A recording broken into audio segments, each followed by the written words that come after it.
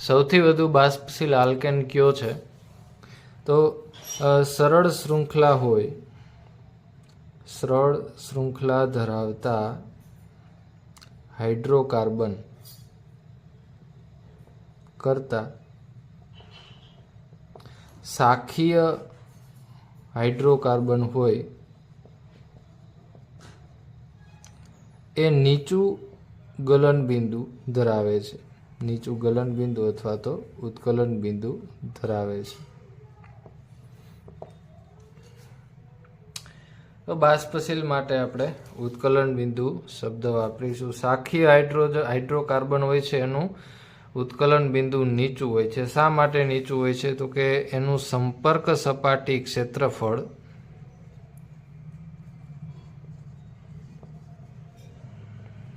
એ ઓછું હોય છે.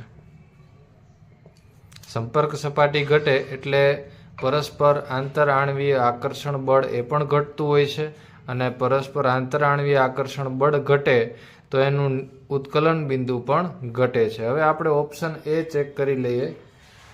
તો એન પેન્ટેન છે, નોર્મલ પેન્ટેન, સરળ શૃંખલા છે, CH3 CH2 CH2 CH2 CH3, આ છે એન પેન્ટેન.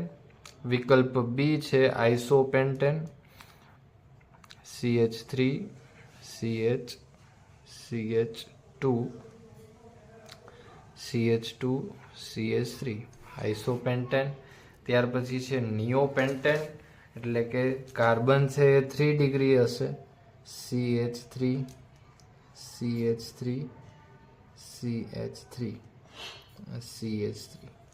તો આ થયું નિયોપેન્ટેન. અને ડી છે N hexane, CH3 CH2 CH2 CH2 CH2 CH3. તો ડી વિકલ્પ તો આવશે જ નહીં, કારણ કે એમાં 6 કાર્બન છે અને લાંબી શૃંખલા છે, અને જેમ સંપર્ક સપાટી વધુ એમ ઉત્કલન બિંદુ વધુ હોય છે.